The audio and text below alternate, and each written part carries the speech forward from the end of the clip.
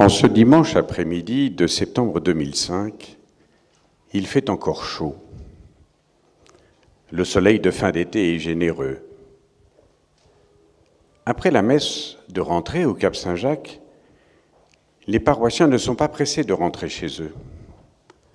Rassemblés en petits groupes, ils échangent les dernières nouvelles.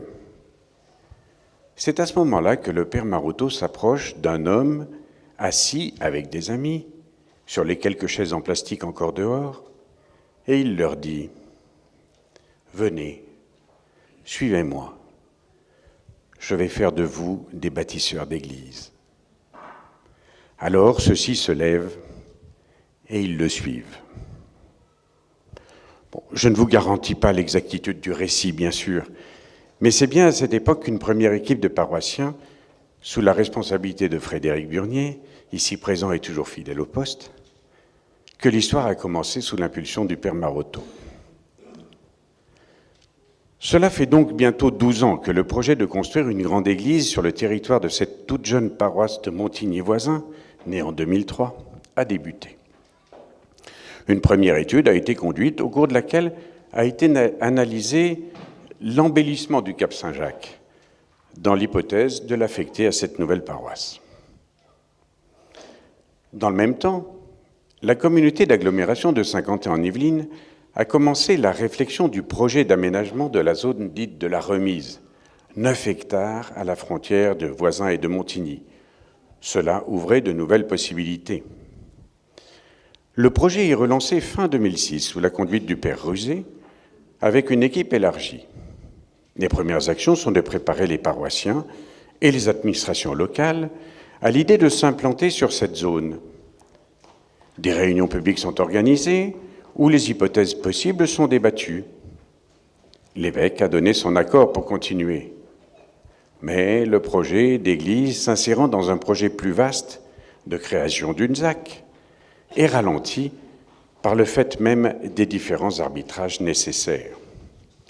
Ce n'est donc réellement qu'en 2013 que les administrations locales, Voisins et la communauté d'agglomération, la paroisse et son nouveau curé, le père Bruno Valentin, et l'évêché commencent à converger sur le fait qu'une parcelle de la ZAC pourrait effectivement accueillir un grand centre paroissial pour la paroisse de Montigny-Voisin.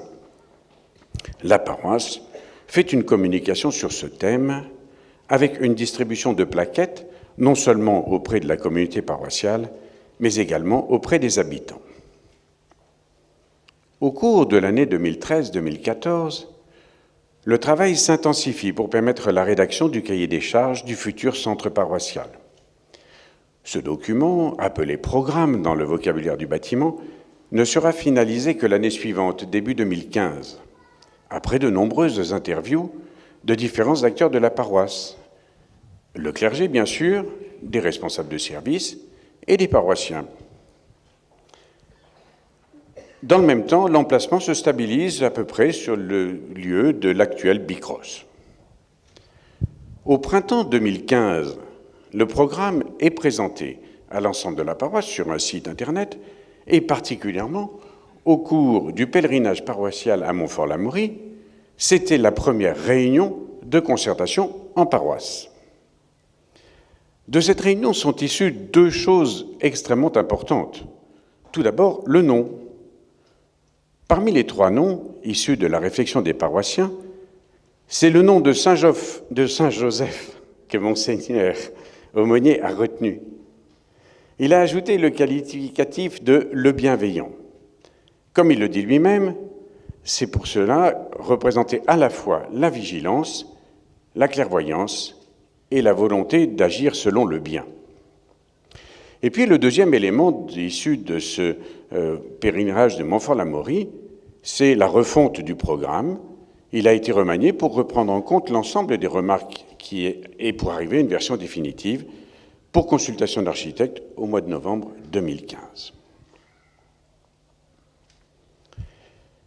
Il y a, vous le savez bien, des situations qui se déclenchent suite à une rencontre qui peut faire basculer le cours du temps, sur le plan personnel ou pour tout un groupe. La rencontre qui fait voir les choses autrement. Cet événement auquel je veux faire allusion est la rencontre, provoquée par le père Bruno, de Monseigneur Aumônier avec le père Rupnik. Artiste et prêtre, le père Rupnik est le directeur du Centre Aletti à Rome. Comme vous le savez, pour ceux qui ont eu la chance de le visiter, ce centre est tout à la fois un lieu d'apprentissage pour la réalisation de mosaïques et un bureau d'études de réalisation architecturale. Ce centre accueille les différents membres, artistes et architectes dans une vie de communauté. Cette rencontre a été importante car elle a ouvert un espace de dialogue entre l'évêché, exprimant le besoin de construire une église dont les fondements spirituels soient puissants, et le Centre Aletti qui a vu pour la première fois la possibilité de participer à un projet dès l'origine. À la suite de cette rencontre, le père Rupnik a exposé sa démarche. Il souhaite créer cet ouvrage avec les paroissiens. Cela consiste à construire progressivement le projet avec des rencontres de personnes dans un cercle allant s'élargissant. Premier cercle, très restreint, le curé et l'équipe en charge du projet. Deuxième cercle, l'évêché. Troisième cercle, des représentants de la paroisse. Quatrième cercle, la paroisse tout entière. L'objectif est d'élaborer un bâtiment qui permette à chacun de s'y sentir accueilli et dans lequel la communauté s'y sentira bien. En parallèle, l'équipe Saint-Joseph a visité plusieurs églises récentes issues du travail d'architectes qui avaient, pour certains, emporté le contrat à l'issue d'un concours. Les résultats sont souvent décevants, en particulier sur le plan spirituel. Le concours n'est pas un gage de réussite sur tous les aspects. Après un débat approfondi au niveau de l'évêché et de la paroisse, il est finalement décidé de confier l'esquisse au Centre Aletti plutôt que de lancer un concours d'architectes. Cependant, pour prendre en compte les exigences liées à la situation du terrain à Voisin-Montigny, il est également décidé qu'il lui serait associé un cabinet français d'architectes mieux à même de répondre aux contraintes réglementaires françaises. À l'issue d'un processus de sélection, c'est le cabinet Agapé qui est retenu pour être associé au Centre Aletti. La décision est prise par l'évêque en mars 2016 et les contrats sont passés et une nouvelle aventure commence. Eh bien, nous avons fait ce premier cercle. C'était un voyage d'études à Rome, au cours duquel une partie de l'équipe Saint-Joseph le Bienveillant a rencontré le Centre Aletti et a donné ses premiers retours sur une toute première esquisse. Le deuxième cercle et le troisième cercle, c'était le 29 novembre, dans la même journée. Présentation à l'évêque et à des membres de l'évêché, ainsi qu'à l'équipe Saint-Joseph, pour dîner avec des membres de l'équipe d'animation paroissiale, suivi d'une conférence à Saint-Pierre-du-Lac, au cours de laquelle le père Rupnik a exposé les principes qui guident sa réflexion. L'enregistrement de cette conférence est disponible sur le site. Et quatrième cercle, c'est aujourd'hui. C'est une réunion de concertation. Elle a pour but de vous présenter l'esquisse du projet afin de recueillir vos observations.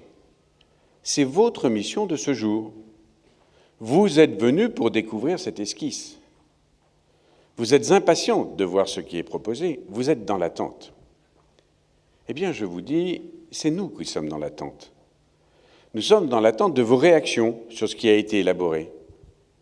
Les cercles précédents, si je puis dire, ont déjà largement contribué à faire évoluer le projet pour qu'il réponde à notre programme.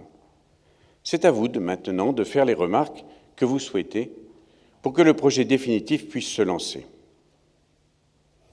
À noter, et le père Bruno l'a évoqué, qu'une réunion très importante a eu lieu avant-hier, en dehors de notre communauté, au niveau de la mairie et au niveau de la communauté d'agglomération, également pour écouter leurs réactions. Que sera la suite? On ne peut le dire avec précision. On peut cependant évoquer les grandes phases suivantes. Prenant en compte l'ensemble des remarques faites, le cabinet Agapé et le Centre Aletti vont maintenant entrer dans l'élaboration de l'avant-projet, en vue de déposer et d'obtenir le permis de construire d'ici à la fin de 2017. En parallèle, l'évêché, au travers de l'Association diocésaine de Versailles, signera une promesse de vente pour l'achat du terrain. La première moitié de 2018 sera consacrée à l'élaboration détaillée du projet et au choix des entreprises. Si l'avancement des travaux relatifs à la ZAC suit le plan prévu, la construction du centre paroissial devrait débuter fin 2018. Alors, si l'on est optimiste, et le Père Bruno l'est tout à fait, nous envisageons la vigile pascale de Saint-Joseph à Saint-Joseph-le-Bienveillant en 2020. Voilà, le rendez-vous est donné. Voilà pour un petit peu l'ensemble et un petit historique de ce que nous avons vécu depuis maintenant une douzaine d'années. Revenons à notre après-midi. Pour que vous puissiez réagir, il vous faut évidemment connaître le projet. Et c'est la séquence dans laquelle nous entrons. Le Père Rupnik et le cabinet Agapé, Benoît Andrier et Antoine Pélissier, vont maintenant vous présenter l'esquisse. Ouvrez bien vos yeux, vos oreilles, préparez vos questions, commencez à formuler vos remarques. Puis, vous serez répartis en petits groupes pour échanger et élaborer ces remarques. Frédéric Créalet vous expliquera l'organisation des ateliers pour les petits et pour les grands. Au retour des ateliers, nous ferons un premier retour des idées principales qui se dégageront. Et Philippe Gavaudan vous présentera le site Internet dédié au projet et aux actions de communication qui y sont attachées. Enfin, nous terminerons par les vêpres et la fin de la rencontre est située à 17h30. Je vous souhaite un excellent après-midi.